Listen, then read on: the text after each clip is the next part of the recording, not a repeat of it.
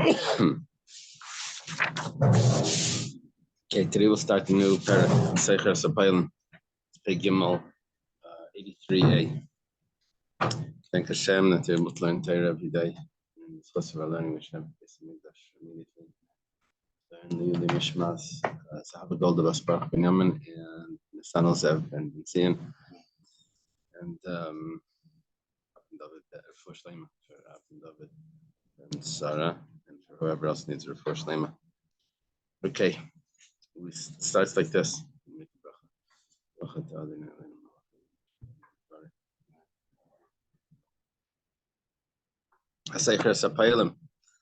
Someone that hires workers, these are laborers. And he says to them that they have to come early and they have to stay late. Now, this is after he already hired them. He then tells them that this is what he would like. Well, thank you. If the location where they are that's not the way people work, no one goes before it gets light to work, and no one stays after it gets dark. If that's not the way, then he can't force them to do that. That wasn't what they made up originally when he hired them. He's now telling them, no, this is what he wants from them. If the custom of the place is to feed the workers, give them food. So then he has to feed them. Basically, this is a continuation of the hours of the day. If he just hires them, say, okay, I need workers tomorrow. So what does that mean? To work tomorrow, that means from morning till night, not from before morning and after it gets dark, right? Sunrise to sunset is if that's the custom, then he can't tell them, no, I need you to stay later. I needed to say, no, we didn't agree to that. The same is with food. If the expectation is that there's going to be food, then he has to feed them. To give them, I don't know what that means, desserts or something. Then Yisapik, he has to give them the sweet foods. I guess, I'm sorry? Relish. That means something to go along with the bread. I guess it's something. Everything goes according to what the custom is in that place, and that would be the expectation when they made that up, and that's the halacha. There's a story. Rabbi Yochanan ben Metzia. I wonder if that's the son of Rabbi Metzia ben Charash, who was like a Tana that lived in Rome. But I don't know, just because there's one name over here. It's Metzia, Matthew. He tells his son, go and hire workers for us. Okay. He went and he told them that he's going to feed them as well. If he came back to his father, his father says to him, Bini, my son,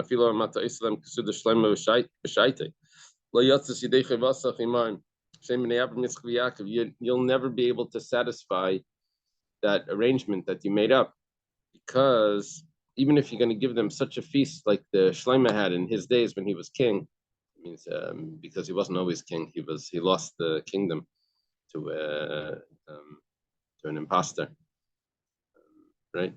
And then remember in Gittin we had that where Ashmedai had to get it back with the Sanhedrin or whatever. But anyway, he says, even going to give them such a big feast, you'll never satisfy that obligation, because they're the sons of Abraham, Yitzchak, and Yaakov, and the expectation that they should have is even greater than what Shlomo had. Son was also a son of, but it means that they can pull out that claim that say, what do you mean? I'm a descendant of Abraham that had great feasts. Now, Ella, rather, actually, before they start working, you should go and adjust the arrangement and say that you only have on me, you're only going to get bread and legumes alone. That's it.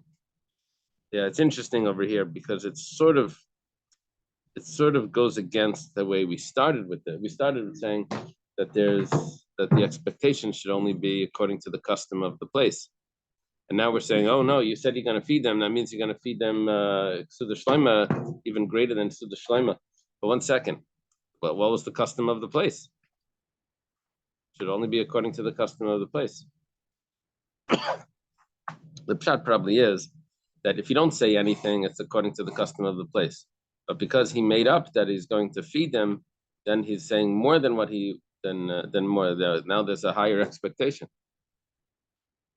Well, Reb Shimon ben Gamliel, he didn't have to say anything. Everything goes according to the custom. I guess even though he told him he's going to feed them, but it would still go according to the custom. I guess that's the pshat of that. Okay. The Gemara says, Pshita. Of course, the workers only have to show up from morning till night. They don't have to come earlier before sunrise and stay after sunset. Gemara says, no. Over here, it's necessary to teach us this because he's giving them a higher wage than what people normally get. So, Mao the Tema, what might we have said? Amar lahu, that when he says to that, he could say to them, to the workers, this that I've added to your wages. The reason why I did that was that you should come earlier, you should stay later. Mashmalan is coming to teach us, the Amrulay, our mission is coming, the Chiddush is that they say back to him, hi, the Tafat Lan, this that you paid us extra, that was so we would do a good job, but not that we should have to come early. Quality, not quantity. We had this before once in the last parak when he was paying them higher. This is that meant that no, the fact that you came back after I convinced you, that's because you agreed to the fact that you convinced. I forget who it was convincing who, the worker, but that was because you agreed to pay us more or something. They said no, you agreed to take less. It says no, that was just whatever, something like that. Does this halacha also consider the fact that if someone hires an employee to work like on the vineyard like that, that discussion is going to come up in a few pages about eating on the this and Pei Zion, about eating while you're working. Yeah, who's allowed to eat while they work? But this is talking about just getting lunch. You know, do they feed you at the workplace? Okay, I'm Reish Lakish on the bottom of 83a. Lakish says, now we're turning to 83b. Payel on the top of 83b. Payel beknisasai mishalai. When a worker, when he comes home from work, I don't know why it starts with coming home. When he comes home from work, he comes home after it gets dark. That means he stays till work until it's dark. Sunset, after sunset, he can leave. It's his own time. Travel time at coming home is his own time. But on his way out to work, Michel Balabayas, that's on the time of the employer. In other words, sunrise is when he sets out. He doesn't have to be at his workplace at sunrise. He has to leave his house at sunrise. But yeah, and then he leaves his work at sunset, which means that he's using his own time to travel home. He's using his basically he can put it on the clock. His travel time to work, but not his travel time home. That's what it seems like. Shneimar says we have a pasuk that supports this. Says Tizrach Hashemesh Yasefan, the sun rises, sun shines, and they gather. Vel Mainasam Yerbatzon, and into their den they crouch, and only then Yetzi Adam Lepalai Vel Avidas Ad Erev, or if the worker goes out to his work and until evening. Okay. So that means he leaves only after sunrise. That's what we see from that pasuk. And he stays there. Well, and he works there until evening. Why do we need a pasuk? Why don't we just look at what the custom is? That's what we learned in the Mishnah. Mishnah told us that you follow the local custom. Umar says Bir Chadasha. This is a brand new city. They're setting up the new laws, the bylaws of this new city, this new development, and they want to know how to set it up. So this is how you set it up. That this is the way they work. 1 second. Why don't they bring along from their minhagim from the town that they're coming from? It says Binakutai. They're coming from all different places. This is like a new development in Tampa or something. And, everyone's coming from who knows where, Lakewood, Muncie, and Williamsburg. Okay, Iba same another pshat. Damar lahu, that he says to them, I'm hiring you as the workers according to the Torah. We're going back to the Torah laws. Torah laws. What are the Torah laws? This is the Torah laws. That you leave after sunrise and you get home. You only leave to home after it gets dark. No, that would vary throughout the year. Darash Reb Zera, they couldn't work in the field at night anyway. Darash Reb Zera, Amrilei Tani Reb Yosef. Right. Reb Zera taught, and some say that it was Reb Yosef. What's the meaning of the verse? Tashas Chayshech V'Laila, V'Yitermis Kol Chayis Hayar. Places darkness in its night, then creeps all the wild animals of the forest. Tashas Chayshech V'Laila makes darkness and then it's night. This is talking about this world, which is compared to darkness. Over there, in this world, all the wild animals run in the forest. They creep in the forest. Those are the wicked people. They're similar to the wild animals. They just run wild without anyone stopping them. The sun shines and gathers them in. Yeah, go hiding. All the when it comes light. There's a lot of activity with the wild animals at night, and in the day you don't see anything. The kids' books with the mice. They pull out their snacks and let's party in the house. And it's the morning, and go back into their dens. So. What does this mean? Well, my nasim your butts and they gather in their dens. The sun shines. Tzadikim. That's what we're talking about. Elam haba. Sun shines in the world to come for the tzadikim. Yasefa and they gather them up. That's who's that talking about? That's Rishonim leGehenim. That's talking about the wicked get gathered into Gehenim. Well, my nasim your butts on. A great description of I forget who it was. Daniel will know. Was it like Kol Nidre in Gehenim? It was Yehuda Leib Peretz. Remember that story? So I forget it was Kol Nidre or Nila, and he describes Gehenim with everyone in pots of boiling, and the Chazan's davening, Kol Nidre, and everyone's doing tshuva, and they start floating upward. And the story ends with the whole Gehenim is empty, and the only one left there is the Chazan with his hands stretched out. Very cute. Anyway, I know because you told me. Oh, no, for me. Is Azazel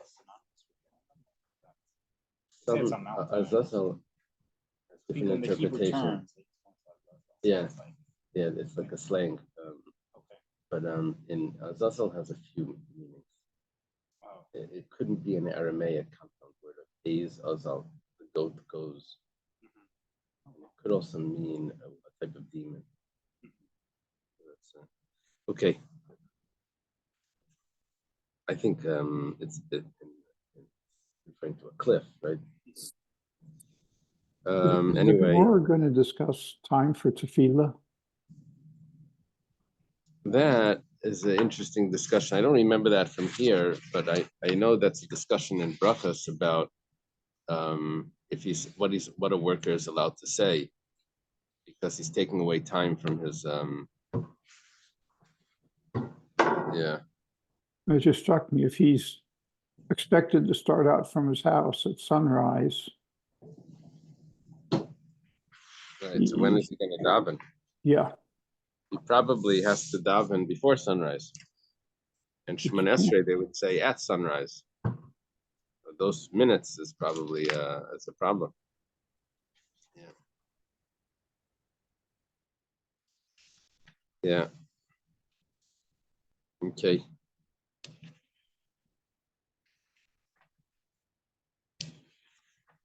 I didn't look at this Tosfos. I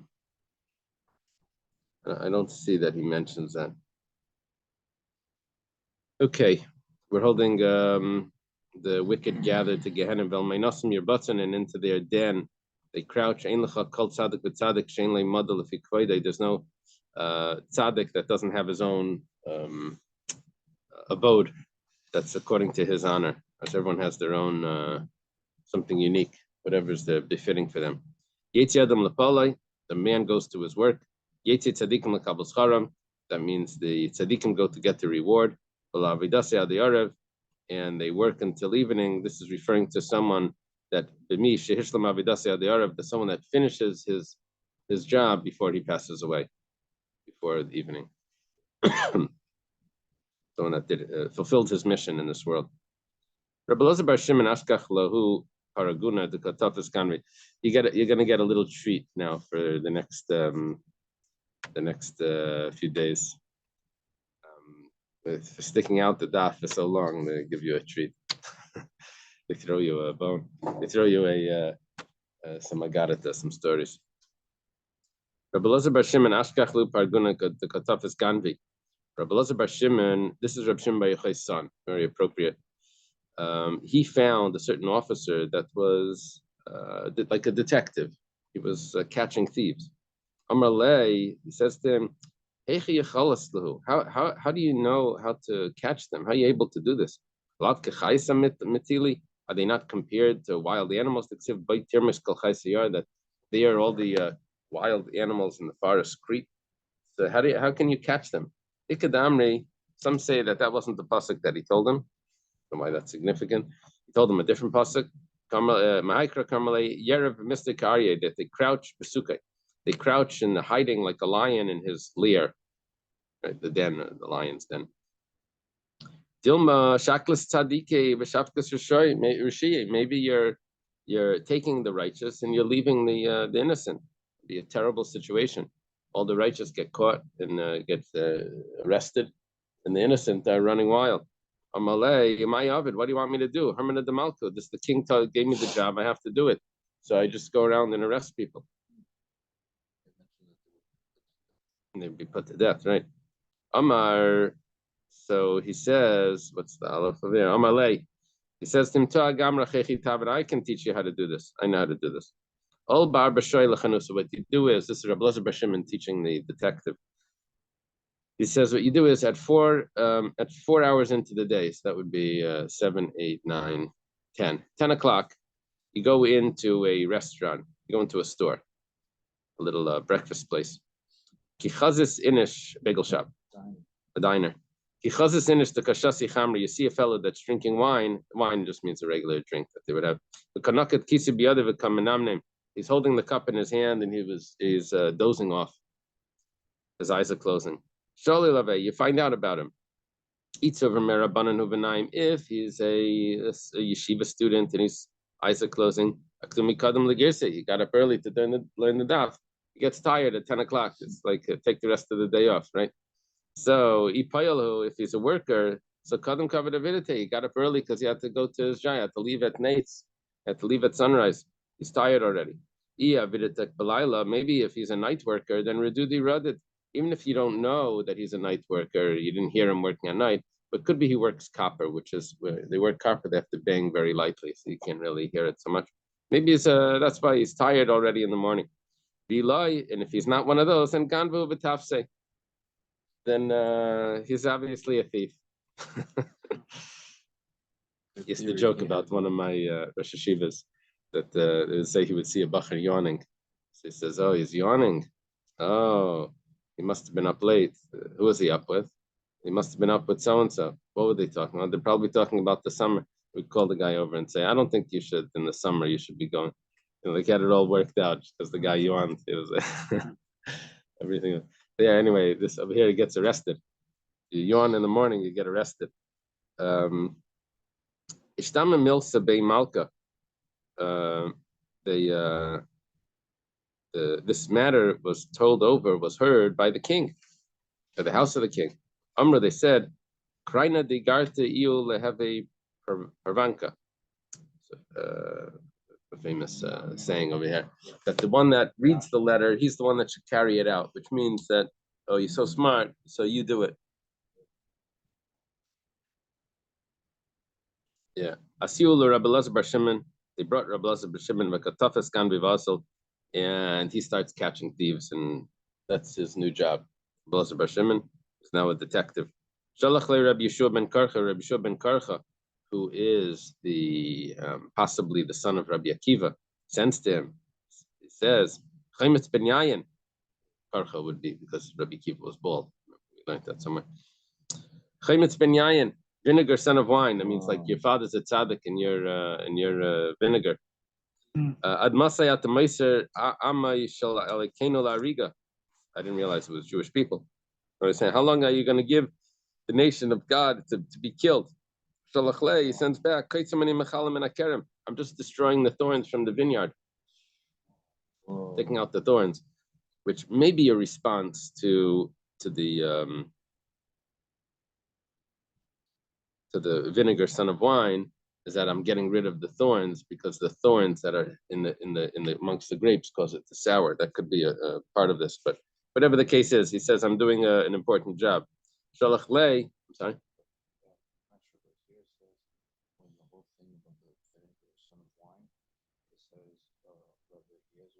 Father was a great. Right.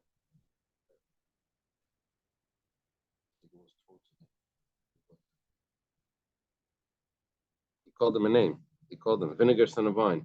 Means your father was a tzaddik, but you're not. Yeah. Yeah. This is Rabbi Elazar Bar Shimon. This is Rabbi Shimon Bar Yochai's son. His father's Rabbi Shimon Bar Yochai. So, I understood like it was told. No, Rabbi Akiva's son, which is Rabbi Yeshua ben Karcha, sends a message to Rabbi Elazar Bar Shimon. He says, "Vinegar, son of wine." He says, "Look at what your father was a tzaddik, but what are you doing? You're vinegar." So he says, "No, I'm what's it called? I'm taking the thorns out of the vineyard." He sends back, "Yavi balakerem v'yichles kaitzav." Let the owner of the vineyard come and take care of his thorns. Get rid of the thorns. This may have to be kalayim. That the owner is responsible. He makes it look like maybe he's doing a mitzvah. He's taking. Anyway, I don't know. Yeah. Is this different than being a moser?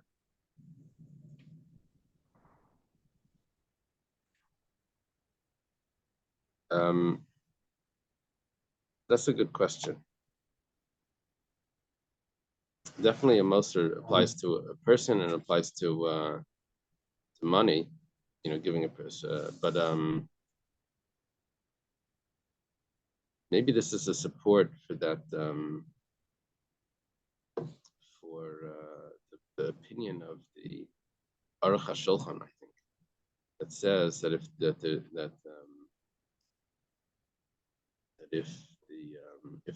they're running if it's not a like tyrannical country, so then it's acceptable to hand over someone if that's the laws of the country.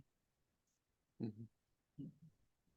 People quote that in issues today. It's very very complicated and very sticky subjects. But sometimes they'll end up quoting this Aruch HaShulchan that says, no, it's a law. Maybe this would be a support that Rabbi Elazar Bar Shimon did it. Or maybe the support is that you're not allowed to do it because look how well everyone else is against him. Right? Wouldn't this be Gentile? He's taking him in? No, they says, Amei Shel Elokeinu, the nation of God. But for a Jew, you would have to pay double. It's not this. Hill is asking, then we should follow the Torah law. No, the government is allowed to set up their court system. The government court system doesn't have to be according to the Torah law. They have to just have a just court system. It has to be whatever the system they have. Just has to be, every person has this. it's they don't treat people differently. This is the law. This is the crime. This is the law. They're allowed to set it up however they want. Theoretically, they could, chop off, fingers for stealing or something, whatever. They could. That's the right. That they're allowed to set up their system. So, he's just going along with what their obligation is, and they have an obligation to set up the court system, the Sheva Mitzvahs B'nai, and so he's going along with that. Well, they told him that you shouldn't be doing this. Hashem should take care of that. Yom Echad, one day, Pagabeu Kaivis.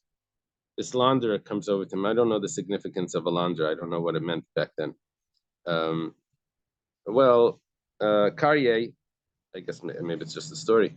He calls to him, Chaimitz ben Yayin, vinegar son of wine. Now, it's one thing for Rabbi Yeshua ben Karcha to say that, but now this is a launderer that says that. Amar, he says, this must be a wicked person. Someone that calls me a name like that. Amalahu, he says to them, Tafsu, arrest him. Wow. So Tafsu, they arrested him. After he calmed down, he went to redeem him, to get him out and see, what that was about. When they arrested him, he's condemned to die. Yeah, he wasn't able. He wasn't able to find him. Or he wasn't able to. He said about himself, if you guard your tongue, your mouth and your tongue, you'll guard your soul from suffering. Zakfu, they hung him up. The person was hung.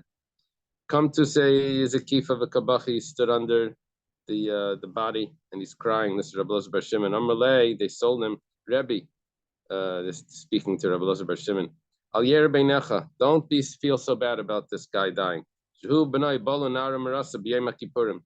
him and his son lived with a Nara Marasa, with a woman, a betrothed woman, on Yom Kippur. So he was a really wicked guy, was deserving of death, actually, maybe even strangulation.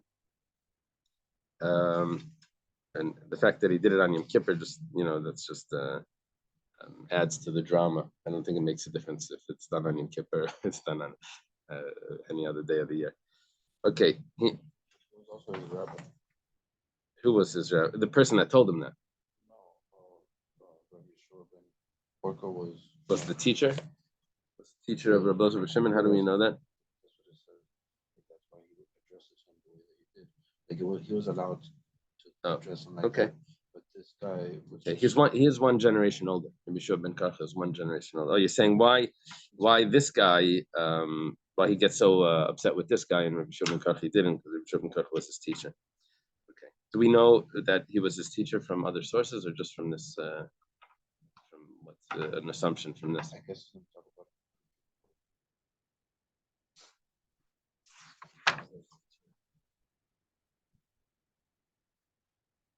Okay, let's see. We'll see. We'll see. We'll get there. Huh? our teacher is part of the text. No, he's talking about when Rabbi Yeshua ben Karcha told him Chaimitz ben Yayin. So you say he wasn't upset with that because that was his teacher, and his teacher is allowed to rebuke him. But this guy was not. Okay, after they tell him what he did, he puts his hand on his stomach. Amar, he says, Sisa b'nei mei, I cease to rejoice, my innards rejoice. That means like, okay, I feel better now.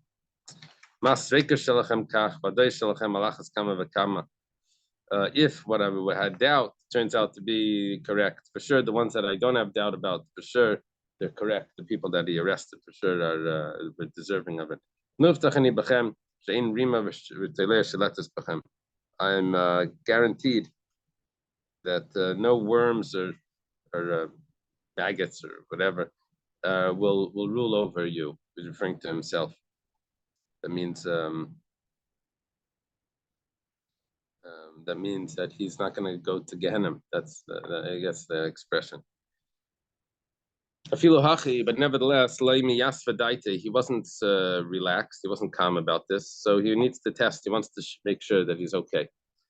Ashkua Sama the Shinsa, he took a potion that puts him to drink. Strong alcohol, maybe. Bailu Labesa the Shisha. And they put him into a room of marble.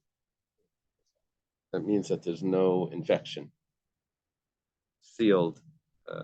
What's the word when they say how it's sealed?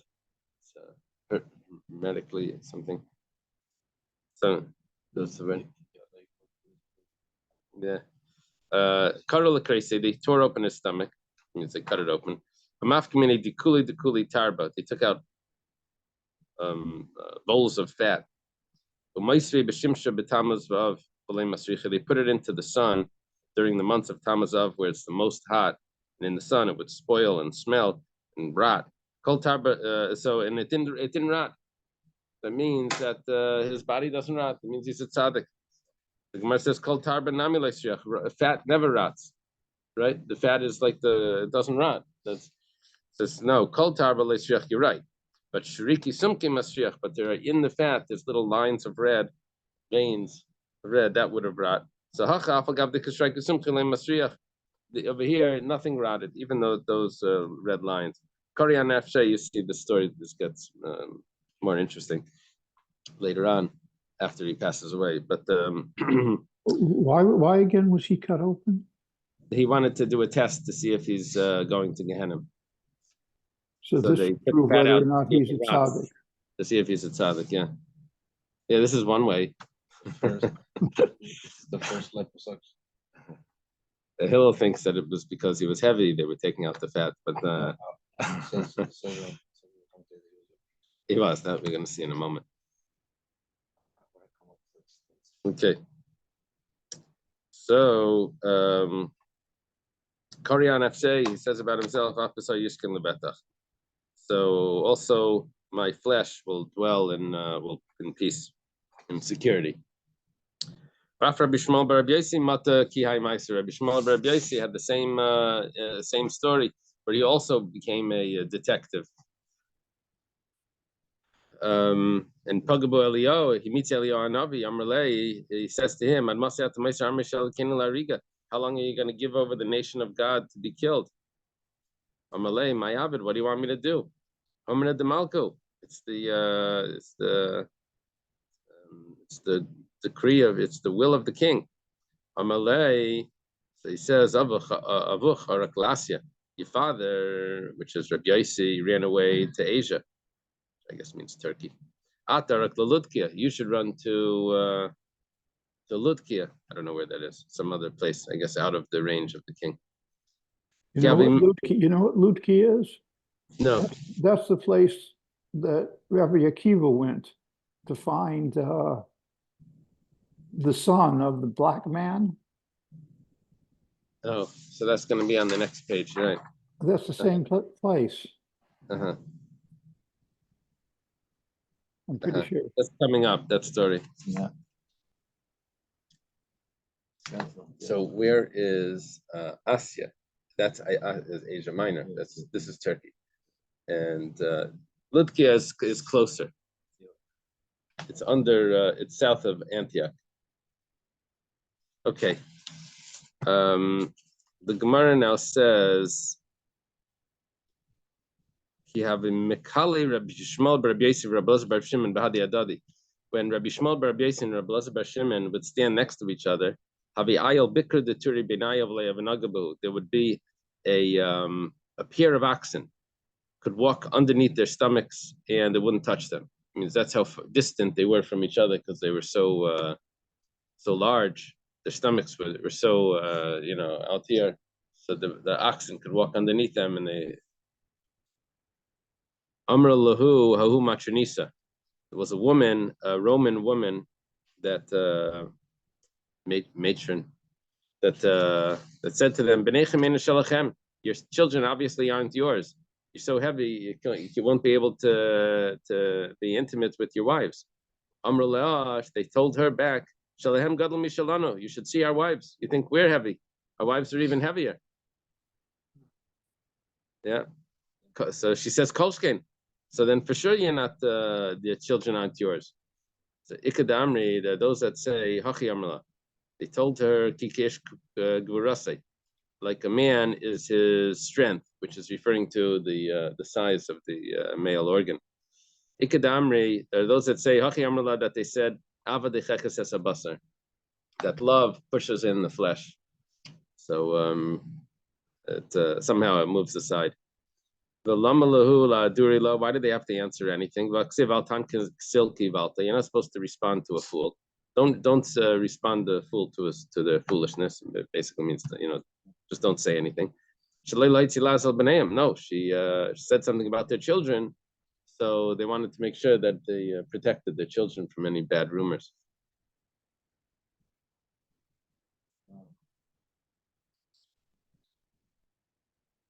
Here's another pshat going on over here.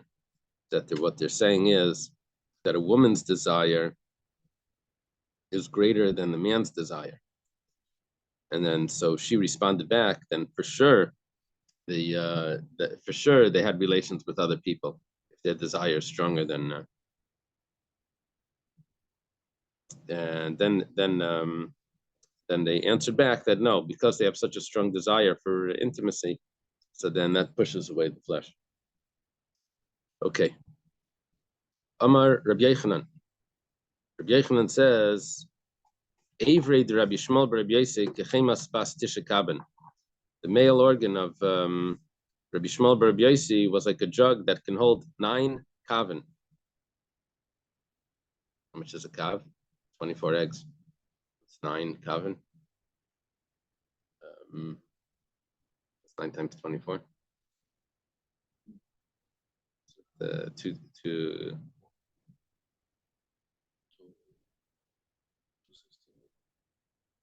216. Okay, 216 eggs. It's quite large. Amar, what happens now? Amar Rav Papa read the Rabbi Yochanan. Now Rav Papa says about Rabbi Yochanan, it's like a jug of 5 kaven. 120. Amrila Bashleish's kaven. Some say it was 3 kav. 72. The Rav Papa Gufei ki the kuri the harfane. Rav Papa himself was like a basket that was made out of I don't know, harpin. I don't know even know what that is. What is that? Oh, it's made a basket of that place. Okay, must have been a large one. It holds 6 kav. Okay, Amar Rabbi Yechanan. Rabbi Yechanan says, I have no clue what that Gemara, what the meaning of that Gemara is. If anyone has any pshat, let me know. They have over there some commentary about this. I think Daniel Boyarin has a whole thing on. Oh, really? Yeah.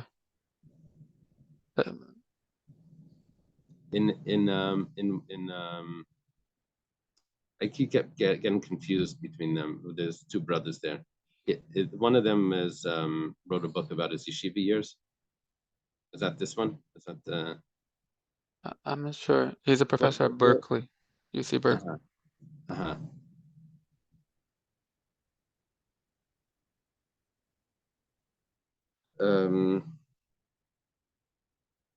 So Tosfos says that these comments are made to show that these great sages could still father children.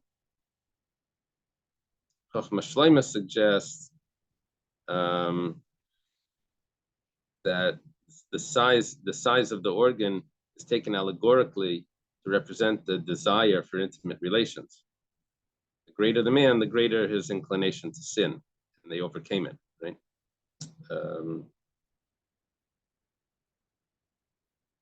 How do you get a hold of that piece from Bayarin?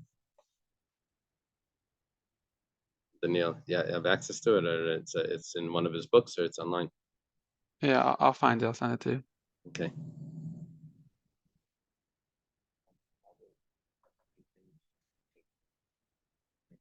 No. Well, no, those things I have.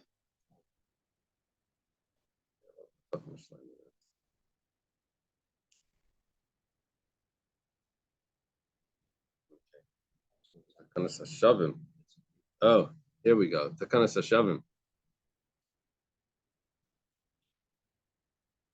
Okay, this I got to look at later. I don't how can you save this? No, you can save this. So copy that, the one that thing that came up. Yeah, Reb Tzadok is the best at these. My opinion. Takanas Hashavim is Reb Tzadok HaKayin of Lublin. Okay. I'm Rabbi Yochanan. Rabbi Yochanan says, I'm left over from the I'm the remaining from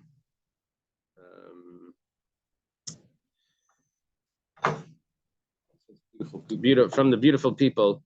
I'm the sole remainder of the beautiful people of Yerushalayim. Hayman the boy Mechsi Shufri de Rabbi Yochanan wants to see the beauty of Rabbi Yochanan. They say Kisa the Kassim Beisalki. You bring a cup of silver right when it's come out of the silversmith. It's probably like really shining. Phenomenally Prutsida the Rumna Sumka and fill it up with red pomegranate seeds. Venahadala Klila Devarda Sumka Lapume and surround it with a crown of red roses. Venaisri ben Shimshul Latula. And you put it between the sun and the shade. And Hahu Zahure, the Zaharure, that shine that comes off that cup, off those seeds with the roses, Gen Shufri de Rabbi Yochanan, that's similar to the beauty of Rabbi Yochanan. Eini, is that really so? V'amar Mar, but the master taught Shufri de Reb Kana and Shufri de Rabavo, that Reb Kana was similar to Rabavo, and Shufri de Rabavo and Shufri de Yaakov Avinu, and Rabavo was similar to the beauty of Yaakov Avinu, and Shufri de Yaakov Avinu, and Shufri de Adam Rishon. And Yaakov was similar to Adam Rishon. Now, it left out, if you're talking about beautiful people, it was listing the top 4 or 5 beautiful people. Why didn't Rabbi Yochanan go in there if he was so beautiful? Rabbi Yochanan, like a chashavle. He wasn't in that. Shani Rabbi Yochanan, when Mashiach comes, the magazine racks and the checkout counters are going to have, these pictures, Rabbi Vo and Rav Kana and so Shani Rabbi Yochanan, the Hadras Panim Leihavale. Rabbi Yochanan wasn't counted because he didn't have a beard. Rabbi Yochanan also Yasvi Ashari Tvila. Rabbi Yochanan would go and he would sit at the gates of the mikveh. Amar, that means the women's mikveh. Amar, he said, Kisalkum Naisishal Mitfilas Mitzvah, when the women come up from the Tfilas Mitzvah from being Taival. So the lift gubi, they'll meet me. Kechadav the B'ni Shapiri. They'll have children that are beautiful, kavasi like me, kavasi, and also they'll study Torah like me. I guess the influence that the women have before when they have relations, their thoughts could affect the children. So after they see Rabbi Yochanan, they'll have beautiful children and also Talmidei Chachamim. Amar Rabbanan, the Rabbanan said to him, "Mitzvah Mar Mein Abishan, you worried about the evil eye?" I guess like exposing his own beauty could cause an evil eye. He said, I come from Yosef. There's no evil eye on the descendants of Yosef. Ben Peres, Yosef ben Peres Aliyayin, the son of, what does Peres mean? Fruitful? The fruitful vine. The son of the fruitful vine that grows on the by the fountain. When it says it grows by the fountain, don't say that it grows by a fountain. Say it grows by above the eye, that it's above any jealousy or anything like that. Rabbi Yossi Bar Chanina, he says that there's another source. It says that you'll multiply to many amongst the earth. Just like fish. When it says multiply, so the word is dog, it's fish.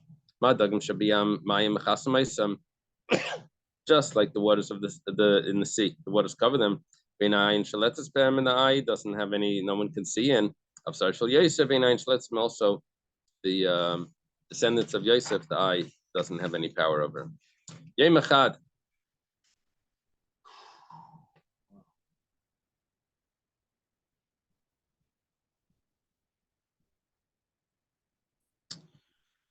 Seeing if we should stop here, if we should learn tonight. Which Rabbi Yochanan was this, by the way? This is Rabbi Yochanan ben Nafcha, the Rabbi Yochanan that's the great Rabbi Yochanan from Eretz Yisrael. So the time of Rav and Shmuel. So he's the one who was brother-in-law of Reish Lakish? Yeah. Yeah, okay. That's the story we're about to learn. Should we continue or should we leave it for tonight? It doesn't look like there's going to be another part. Can we learn tonight at 8:30? We'll leave this tomorrow. Is that okay? Will you be up? Okay, let's leave it over here. It's a great story coming up. 8:30? Yeah.